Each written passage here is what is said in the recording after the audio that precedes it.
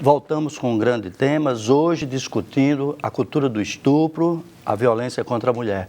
Eu tinha perguntado aqui a Cláudia, esses dados estatísticos mostram uma realidade, eu diria, terrível, né? Quer dizer, quem deve proteger a criança, a família, é lá onde acontece a maioria dos casos da violência contra a mulher e também contra os meninos, né? Queria que você abordasse essa perspectiva, esse tema. Tem uma pesquisa que foi feita em 2012, eu não vou me lembrar agora qual foi daqui a pouco eu me lembro, o responsável pela pesquisa no Brasil, e nessa pesquisa, pela primeira vez, abriram um capítulo específico sobre violência contra a mulher. E nesse capítulo, ele traça uma linha de tempo, onde em todas as fases da vida, as mulheres sofrem algum tipo de violência física ou sexual. Até os 5 anos de idade, de acordo com essa pesquisa, a presença mais forte é da mãe, até os 5 anos de idade, que é quem comete algum tipo de violência contra essa criança. Depois dos 5 anos de idade, até a fase adulta, são os pais, os avós, os homens adultos da casa que cometem violência contra essa criança, contra essa jovem mulher. E depois que ela começa a namorar, que ela se casa, são os companheiros, os maridos, que passam a cometer essa violência contra elas.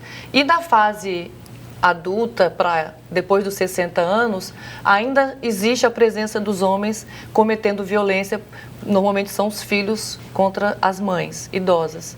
Então, como a Paola falava no bloco anterior, essa dificuldade que as mulheres encontram em romper com o ciclo da violência, ela está relacionada com o ser mulher desde criança, né? O que é ser mulher na sociedade que a gente vive, o que é ser homem nessa sociedade que a gente vive, né? São pessoas que têm a subjetividade forjadas de uma maneira bem diferente, né? É diferente da forma como você constrói a subjetividade de uma mulher desde criança, né? Nós somos educadas a cuidar, a sermos sensíveis, né? A sermos delicadas, subservientes. A gente acredita num amor, né, que a gente vai se casar, que a gente vai ser feliz, essa coisa do mito do amor, o mito do amor romântico, né, que é uma coisa que precisa ser considerada nessa questão de romper o ciclo da violência, né? As mulheres, elas ainda acreditam e têm uma subjetividade muito dependente ainda dos homens. Os homens não são educados para serem independentes emocionalmente das mulheres, né? Eles têm uma outra... A própria sexualidade, ela é estimulada de maneira diferenciada, né? E a cultura do estupro também tem a ver com essa coisa da educação sexual, né? Mulheres, jovens, meninas, não são estimuladas a assistir filme pornô, por exemplo. Você quer coisa mais machista do que filme pornô, que a gente conhece, né? E os homens são educados sexualmente vendo filmes pornôs. Eles assistem filmes pornográficos, né? Você tá tanto que dizer, são deseducados. São deseducados, né? Você sexualmente. Você está dizendo também que os homens são vítimas dessa sociedade? Não são vítimas, mas por quê?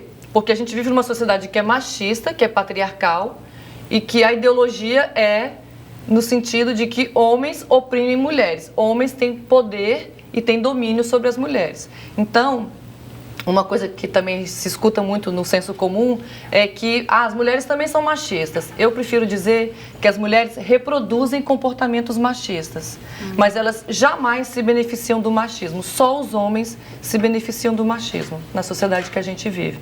Então, são maneiras simples de você olhar para um problema que a gente carrega há tantos anos na nossa sociedade, né? E que poucas pessoas têm esse olhar.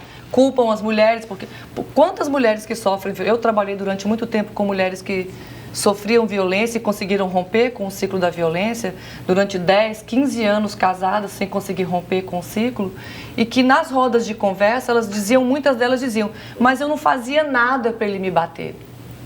Ou seja, perceba como essa frase diz muito de uma sociedade que legitima a violência o tempo todo, que eu preciso fazer alguma coisa e eu preciso ser castigada. Ainda que ela tivesse feito alguma coisa, ela não merecia ser castigada. Não, né? é por aí. Essa ideia é muito forte, essa presença da violência como um instrumento que interdita, que norteia, que dá o sentido para as coisas, né? E que quer corrigir alguma coisa, né? Substituir a cultura do estupro pela cultura da ternura, né? Isso, exato. Que é a coisa da empatia, né? Da gente estimular a empatia, que a empatia ela é diferente da simpatia. A simpatia faz com que eu me sinta agradável ao seu lado, conversando, e a gente pode passar horas, né? Mas a empatia, ela requer mais da pessoa, né? Ela requer um envolvimento que é emocional, você se colocar no lugar da pessoa, da outra pessoa. E a gente precisa, a sociedade brasileira hoje, ela precisa fazer esse exercício, né? O exercício da empatia, de se colocar no lugar do outro, né? Não só em relação à questão da violência contra as mulheres, né? A gente tem visto aí coisas absurdas, né, acontecendo no Brasil hoje, nessa sociedade. Silvana, você tinha falado do papel do Estado, né?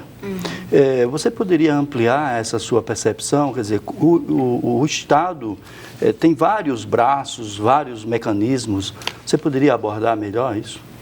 Pois não, Duarte. Eu penso que um dos aspectos que a gente precisa, e vou fazer uma interlocução aqui com a fala da Cláudia, no sentido de que, embora que a gente, no combate a essa cultura do estupro, quem cometeu tenha que ser responsabilizado, não há dúvida nenhuma, pelo menos do meu ponto de vista, de que a sociedade que a gente vive, ela é uma sociedade desigual e que a maioria da população, homens e mulheres, ficam sem acesso à saúde, à educação, à cultura, a uma série de elementos que poderiam promover essa sensibilidade maior. Então, há uma determinação da violência que ela é histórica, que ela é própria da forma como essa sociedade está construída. E numa sociedade desigual, o Estado ele vai ter um papel importante de promover políticas, de promover, ainda que as iniciativas institucionais ou dos alunos, como Paola citou, sejam importantes, a gente precisa mais do que isso. A gente precisa de um órgão da competência do Estado que formule políticas, que faça acompanhamento, que verifique como que essas políticas estão sendo efetivadas, o que é que está faltando. E também um outro aspecto, quando vocês se referiram à rede e à repetição que aquela mulher que sofre violência é levada a fazer, nós temos um outro tipo de violência, que é a violência institucional, que é aquele tipo de violência em que instituições que seriam, em tese, planejadas para acolher aquela vítima e dar os encaminhamentos necessários para enfrentar a violência, acabam reproduzindo, às vezes por despreparo profissional, por piadas mal colocadas, por duvidar da vítima, por colocar a vítima em situação de constrangimento diante do que ela está colocando, o que sofreu. E aí tem muito a ver com os elementos que tanto Paola como Cláudia já colocaram aqui. Uma pessoa que sofreu violência, e, sobretudo, especialmente violência de ordem sexual, é óbvio que ela terá dificuldades de fazer uma narrativa, de contar isso, de se expor, né? De se expor. Muito forte, muito quase íntima, sempre no próprio ambiente da família, dos amigos ou das instituições por onde ela vai circular, ela tem quase que comprovar que aquilo aconteceu, né? Não é só a narrativa dos fatos, é de se expor novamente, e aí vem perguntas às vezes do tipo: que roupa você estava, o que você fez para levar essa situação, quer dizer, perguntas completamente inadequadas. Então, hoje eu tenho uma preocupação também que as instâncias formadoras, como a universidade, nos diferentes cursos, possa aprofundar esse debate. Não é só algo do curso de área de humanidades e social, né? É algo que, se a sociedade vivencia esse problema gravemente, de forma com índices tão alarmantes, a gente precisa preparar os profissionais das diferentes áreas para não cometerem mais um tipo de violência, que é a violência institucional.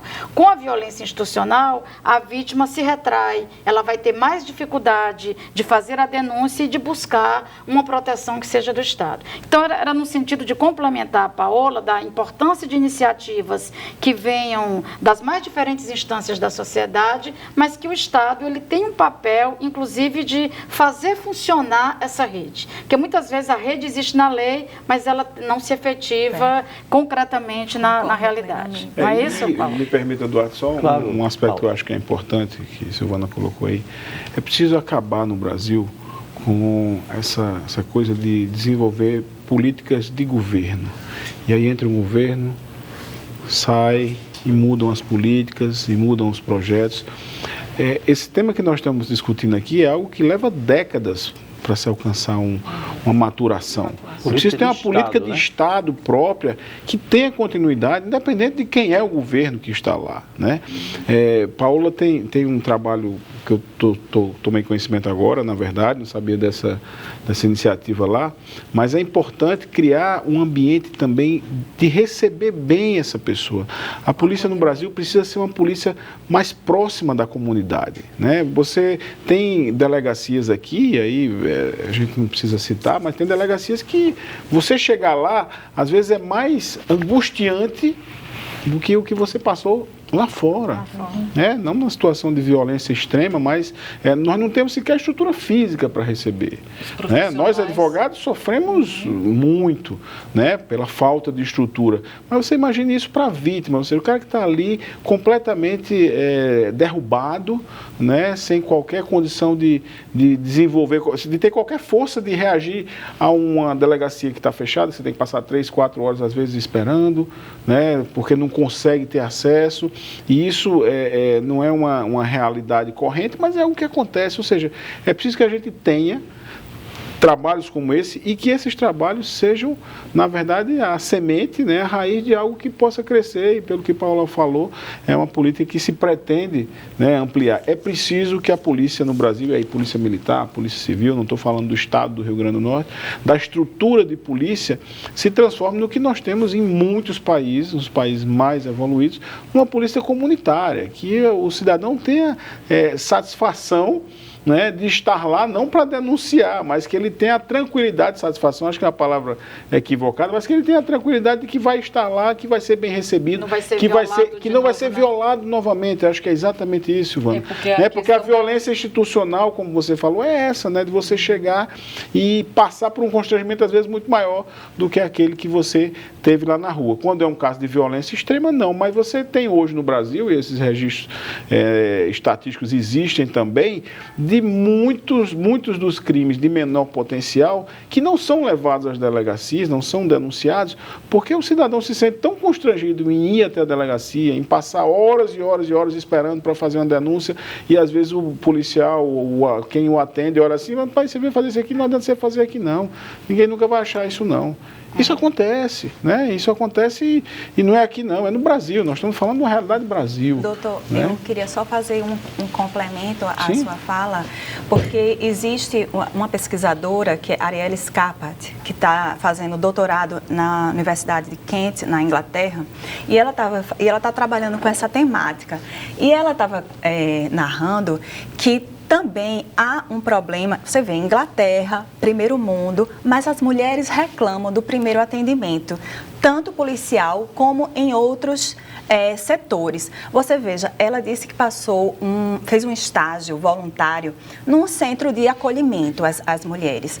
E aí ela disse que as mulheres mais reclamavam, mais tinham resistência de ir procurar as autoridades, enfim, para noticiar esse tipo de violência, era que existiam aquelas perguntas que são clássicas, Com que roupa você usava? Mas você tem certeza que você está querendo botar para frente esse caso? Então, assim, você vê, não se restringe... que derruba completamente a pessoa que foi lá denunciar. Bastava essa, Você tem certeza que então é denunciar. Exato. Então, a gente tem um problema de primeiro acolhimento, não só no Brasil, como no mundo todo. E aí ela falando justamente da polícia lá, e aí ela dizia assim, que também tinha um problema no primeiro atendimento à polícia lá, e as mulheres também reclamavam, mas justamente fruto dessa cultura um pouco machista, que não só atinge homens, mas também existem mulheres, machistas. E aí ela falava que a única coisa que diferenciava era a questão da celeridade do serviço, Mas em termos de resistência a mulher, e aí também é uma das causas da subnotificação, de a mulher não ir, depois que for violentada, de todas as suas formas, vamos dizer assim, ela resistir a procurar as autoridades, é justamente sobre esse primeiro acolhimento que às vezes é constrangedor, né? E às vezes é acolhedor e até estimula. Então, é claro que estamos em processo de desenvolvimento, né? Imagine, em países do primeiro mundo ainda estão, imagine nós, né? Mas estamos todos tentando aqui resolver da melhor forma e desenvolver esse trabalho de uma capacitação, de um atendimento qualificado, até porque é uma das diretrizes da Lei Maria da Penha, que é nova, né? E que estamos todos nós, não só a atividade policial, como também serviço de saúde. Você aqui de novo, não acredito que você veio de novo, acontece, né? Em vários outros setores, porque nós estamos inseridos nesse tipo de sociedade em que é aceitável esse tipo de pergunta, esse tipo de preconceito, vamos dizer assim. E isso é no mundo todo, né? Porque a violência contra a mulher, ela é uma pandemia, né? Ela está presente de uma maneira, assim, terrível, né? No mundo todo. E assim, países de primeiro mundo não estão isentos disso, porque existe ainda uma coisa muito forte, que é a coisa do moralismo, de sociedades muito moralistas. O aspecto religioso ele interfere muito, a questão religiosa interfere muito na leitura dessa realidade, né? Então, por exemplo, a Marcha das Vadias, que surgiu no Canadá, que tem uma estrutura, políticas públicas para enfrentar a questão da violência, mas uma mulher que sofreu violência sexual, chegou na delegacia e o delegado, o policial que recebeu, que fez o primeiro acolhimento, perguntou para ela o que ela estava fazendo na rua vestida daquele jeito, o que ela vestia, né? Então, isso aconteceu no Canadá, né? Então, a gente tem um descompasso entre as conquistas, as políticas e o pensamento, o comportamento, hábitos e costumes sociais, culturais, que é isso que a gente precisa enfrentar. De fato, né? Quando a gente fala da responsabilidade do Estado, como a professora falou, Silvana, que, por exemplo, um simples tema de redação, como foi do Enem, fez com que as pessoas falassem de violência contra as mulheres durante um ano. Na escola, no cursinho, na mesa de bar, lá na OAB, no meu trabalho, na sala de aula com a professora Silvana, com Paola, a delegada. Então, assim, são políticas muito simples e que você tem uma responsabilidade de promover e que o Estado faz muito pouco ainda. Né? Não precisava ter uma tragédia dessa. Não precisava ter uma tragédia. Para que a gente pudesse estar debatendo hoje sobre isso. São pequenas ações, como um simples tema de redação, que faz com que a sociedade pense sobre isso, faça reflexão sobre isso. A gente está vendo desde o ano passado, na verdade, que a gente está chamando de primavera feminista, que são as mulheres na rua lutando, né, pelo fim da violência contra as mulheres. E isso é uma resposta, e tem muitas mulheres jovens, eu tenho uma procura quase que diariamente de meninas de 15, 16 anos que querem saber mais sobre o feminismo, né? Porque eu acho que não só o trabalho do movimento feminista durante 40 anos no Brasil, desde a década de 70, 80 até hoje, tem isso como conquista de inserir essas questões, de tornar público e de responsabilizar a sociedade brasileira sobre a violência que as mulheres sofrem. Em briga de marido e mulher se mete a colher, sim, e quem tem que meter a colher é o Estado nessa questão. Então, assim, essa é uma conquista do movimento feminista hoje, o que você vê nas ruas, mas é também um resultado, por exemplo, da redação do Enem, né? Da forma como as meninas têm reagido, né, de campanhas internacionais, inclusive, que estimulam as meninas a estudarem outras coisas, né, a pesquisarem, a ser pesquisadoras, a serem cientistas, né, essa desconstrução dos papéis do que é ser homem e do que é ser mulher. Né, eu acho que são fundamentais, porque a legislação sozinha, a política pública sozinha não dá conta. A gente precisa fazer esse movimento cultural, né, Cláudia, cotidiano. Eu queria que a gente abordasse aqui, no próximo bloco, 2 aspectos. O primeiro é o fenômeno que está aí, é corrente, que são as redes sociais, que dão maiores transparências, as expressividades de todas as pessoas, de todos os níveis sociais. E a outra coisa é uma explicação, você falou muito da questão cultural, moral, ética, comportamental, mas existe uma corrente que defende a questão do biologismo, digamos assim, né? A questão do instinto do homem. É só um tema para a gente debater no próximo bloco. A gente volta já.